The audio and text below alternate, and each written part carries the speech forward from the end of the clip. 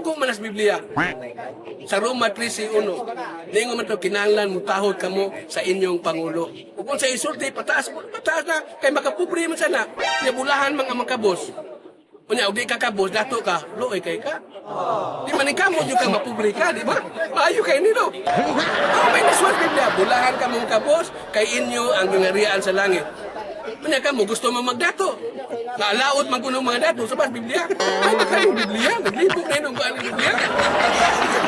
Tingin na itong paningkamot nga madato, ta? Pagkaginan siya tagdako, palang may pirno na sa ta. Ikaw po din paningkamot, wad-wad kang tamang ginawa para ka madato. Nga ginadili, ay, batiin ang dato. Alaot mo mga dato. Bulahan yun ang mga publik. Mauna mga kaigsunan nga, dinis Biblia, ato yung makita ang binuhatan sa Diyos. Kunya aritas yawa. Kay kini yawa ni amay ang binuhatan. Sa 1 Corinto 5:5. Ang yawa na niya, itukyan kining tawhana kang Satanas. Aron laglagon ang iyang lawas o ang iyang espiritu maluwas. Ang makaluwas ang espiritu Satanas. 1 Corinto 5:5. Sabi pagka Satanas, maayo dyan kayo na. Ay kay binuhatan ba, wag yun siya nakapatay. Basahin ko ninyo nga ang yawa nakapatay. Kanang nagkikipatay ba? Nailay giingon nga ang yawa, mamumuno, sukan sa sinugdan, hangtod karon ay mabasa. 1:8:44. Pero pangutan mo yung pila may gipatay, siya wa man brand. Wa may nasukat. So ang Ginoo, wa gyud kang kapasa nga mamumuno ang Ginoo. Ningon lang Ginoo ako mo patay. Pero wa siya yung mamumuno. Pero nasa di ako mo patay. Ug muhatag kinabuhi. Deuteronomio 32:29. Kung sa mga kaigsunan, klaro kay dinhi ni hatag di asayawa. Buhat 16:16. Usa ka adlaw niya na samtang nagpaingon kami sa dapit ang puanan, gisugat kami ulipon nga babay nga gitugahan sa yawa ug kahum sa pagtagna sa umaabot. Ang yawa nang hatag ug kahum. Kini inyong Ginoo nang hatag ni kahum nato, bakit? Ay pangyawa pagkatago pagkagaw. Dako kay diferensya makaigsunan. Pangita ko no Ginoo nang hatag ug kahum ni mga tawa gyud. Tuara siya mga tao, kain ka na yung mga tao. Pero ang yawa, ulipon nga ba, gitagaan ako. Ano sa mga yawa? Buutan yung kayo ng yawa. Yawa ka patay, wasan manghakis. Ang sabon no siya, mga isunan, gisilutan, o usak adlaw Ginoo. Usak adlaw silot, kamay naman kayo sa.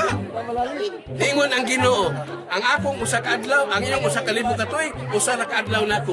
2 Pedro 3:8. Ang usak adlaw de, usa ra ka adlaw Ginoo, ang usa ka libo ka tuig, usa ra ka adlaw Ginoo. Unya, gibuhian man ang yawa o usa ka libo. Sa pag-usa ra ka adlaw, mao na ang sa yawa gamay ra jud kayo makaigsoon. Ang kanang gyud tintal-tintal. Mao na makaigsunan, daghang salamat ug maayong hapon kanatong tanan. Auto si Rudy Racasa, ang anak anak sa Diyos, anak sa yawa na Hindi mo na yung musugot o anak sa Diyos, anak yawa na yung gusto. Pamoto siya, nga ito ang isuon nga nagpabarog po sa iyang baruganan, itungod sa pagkawalay Diyos, o ang iyang pagsumpakis, hindi mo iyang trabaho sa pagpangguba. Kaya doon na po yung atuang mo, ribatal niya na karon, nga mo po yung muguba niya na, hingig po na, black birthday na displasa. Kanya, kamay ng tao, niya, gingan na nagsakiyos Biblia. Kini siya labing sikat dinhi sa Cebu, labi na sa laing lugar nga madunggan nimo siya diha sa iyang negosyo nga siumay sa tisa nga sikat kayo. Mao ni si Jeffrey Gilyosa nga maoy mo lubag sa atong igsoon nga Rudy Racasa. Onya, ato ko sa akong rebatal mahitungod sa ilang padayag ganina nga mga istorya mahitungod sa pagtagod-tagod sa atong tinuhuan. Kay katugong gisundan ako, may magkito siya mo bagay-bagay sa istorya kay sakop lagi siya wa. Ma'am gyud na mo ko ang yawa mo dag istorya para yung matintal. Mao na nga ini siya ang iyang amo mao man ang yawa, mao nang may sa kini siya dag tintal ato. Madata kung ato siyang paminawon og mayo, ora yung tinuod liman ka nga ang yawa noon mo'y maayo. Unya ang Dios noon mo'y dota. Unya nangatag pa kuno og kana kahong. Unya, sa may kahong sa yawa? O kinagahimog hulmigas. Dios naghimos tanang mga butang. Ha? Unya, daghan kay gipanghimo ang Dios. Naghimo pa siya tao. Hasta ka nang iyawa nga iyang gingon, hindi mo na sa Diyos. Kunya karon mo ingon siya nga, nangahatag pa kuno gahom. Nangahatag ko gahom niya. Ang Diyos kuno wa mahatag ko gahom. Hasta paita. Niya, ang yawa kuno mo, maayaw kayo. Ngano kuno kay, ang yawa kuno, digig suri-suri ko gusto mo kalibutan. Kunya, ang Diyos kuno to arang din sa langit. Naglingkod na dito, why kalibutan? Ang yawa kuno gusto suri-suri. Wa siya maguna-una nga ang Diyos, maasta ng dapit ang iya presensya. Niya, musuroy pag yun na siya. Mao na kay ang yawa, wa manas nang dapit tungod kay siya, yawa wa man gahom. Mao nang nangandoy gyud siya, musuroy gyud siya ngadto sa lain-laing dapit wa man siya kaybaw. Pero ang Dios kay nakaybaw man, mao na nga di na lang na siya musuroy, kay naa na siya sa tanang dapit. Mao na nga kanang iyang gipanulti, iya hinimo rin yun na sa iyang una-una. Kay, may kayong dag istorya, sama siya wa, kay tinitawa na, tuwang man mula pan siya wa. Pero, nung tuwang pan sa Diyos, di yun niya pasahon, ang may tungod sa kaayo sa Diyos. Nag-ingon ko diha, sa 1 Pedro 1:16, pag santos ka mo, ingon nga ang Diyos santos. Sa to pa, ang Diyos matarong, kay santos God. Kanya, kanong moingon man siya nga ang Diyos, dautan. Kanya, ang yawa maayo, nga naamay, ganong di man na niya basahon ang pagkamaayo sa Diyos. Tungod kay anak sa yawa. Para niya, maayo ang yawa para niya mao ang basahon niya katulad iyang una-una nga dautan ng Dios ani kay dipatay. Nipatay ang Dios tungod kay gisilutan ang katong iyang pamatay. Kunya kun dili niya silutan, mantan na puros mga masakop na siya wa nga naman. Kay puros naman mupatay ang tao kay di man silutan sa Dios. Mao na nga katong gipamatay, siluto sa Dios ngadto sa mga tao nakasala. Kunya karon dili lang diyan niya silutan nga iya man ang balaod niya makasala. Iyag yung silutan. Nya magbuot ni siya unsaon pagsilot sa Dios. Kung patyon niya sa Dios, nya ingnon niya nga ang Dios killer. Dautan tungod kay iyang dipatay. Mao na diha nga iya ra gyud ang nahuna nga ang Dios dautan.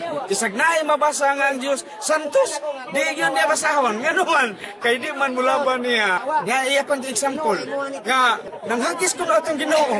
Nanghagis ko na sa to pa maldito ko na atong Ginoo katong iyang anak nga gipada. Kay gipatay sa mga diyo mahinungdan nga gipatay tungod kinanghagis ko no. Mao di mga kaigsoon ang yawa buutan gistanan. Kunya ang ilang Ginoo, dautan magay na. Pagubat dito sa langit, nakadaog sila. Kunya si Jesus gipada dire. Kay likay lagi sa amahan. Nagubat pa sa langit. Si Hesus Kristo gilikay din sa kalibutan. Kay nagtuo man ang ama safety dire. Pag-abot sa dire ng hagis mas templo. Oy ayo sa to si Hesus Kristo. Daan sa tong bugoy sa taas. Bugoy to dito sa langit. Kunya ni ari dire ng hagis templo. What ay ayo gidakop. Maotong gilansang. Wagi ayo.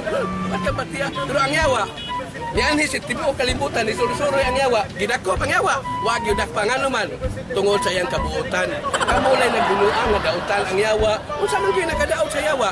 Basahi ko ninyo sa Biblia nga ang yawa nakapatay, ang yawa na makak, ang yawa ng hambog. Wa gyud. Way mabasa, naalay pasangil. Ingon mamumuno ang yawa sukad sa sukad kuno kani ato mamumuno. Pila may gipatay sa wa. Ayun na pasangil man na. Pribahe gyud. Nanghagis ang kato si Jesu Kristo ang Dios nga anak tungod kay sa gibuhat sa mga taong dautan nga ang simbahan ilang gihimong merkado dito sila na maligya dito niya gipasabot na niya nga masuko ang Dios kung ikaw maghimo og dautan anha diha sa balay sa Dios kay insulto kayo. Balay na sa Diyos niya ato ka mamaligya dito. Mao nang gipakita nila nga masuko sa siya pero gipamatay ba ni Kristo? Wa ang mga lamisa ra mo gipangbunal niya ang mga bangko pero wa gyud nihilabti ang tao ngano man kay pinangga sa Dios ang tao. Mao na diha dili kay ingnon nimo nga nanghagi si Kristo mo ni hinungdan nga gidunggab siya gipatay siya. Iya na nang minugnam buhat-buhat niya para matamada. Ngano man tungod kay kumadahan na ta, madahan na ta, asa mata punta. Ato yun sa atong among nga mao sa ang yawa kumadata niya. Mao na diha kanang iya kung ang region na iya binuhat-buhat unya pamun-a niya para manindot paminaon murag tinuod ba liman ka mahimo nang ang Dios dautan unya ang yawa maayo pagkad kumbalik unya diha ba siya nagbase sa pulong sa Dios kung mao Biblia di man tani siya tuong Dios Nganong sa Biblia mo tuong ni siya? Pulo ka na sa Diyos. Kapaitan mo, anak. Oo na, dihan niya. Naarbay dagang bersikulo. Mas dagan pa ko sa bersikulo na ko. Ha? Dagang ang bersikulo nga. Kay iyam lang gipamili. Nga ka na murag mo. Mulaban niya. Pero ang katong sa Diyos, nga ang Diyos maayo, di yun niya basahon. Huwag yung ko kadungog nga iyang gibasa nga ang Diyos maayo. Mao na mga kaigsunan. Pero kanang iyang giingon nga ang Diyos nakapatay. Nga, ang kanang Diyos nga mamumuno, okay siya. Kanya, unsa man ang mamumuno? Oh, nakapatay. Nga, ang iyang gusto niya nga, ila man ang nabatay sa Diyos, kinsa may gipatay sa Diyos. Kung dili-dilingan yan, dili na din ang mamumuno.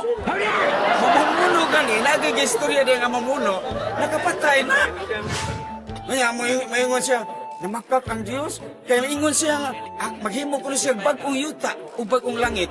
Kanya, wag yung kuno kahimo, kaya ang isarpi no, isarpi ko no, nahimo na, sa Diyos wa pa. Ano manig mo, wa pa, basta maghimo siya, wa na magpasabot nga doon ay pizza. Kanya, iya, nahimo naman ang isarpi, ino niya, mas mayo pang isarpi. Kung wa pa di buhat na sa Ginoo day, saad man na niya, nga maghimo siya bagong yuta o bagong langit.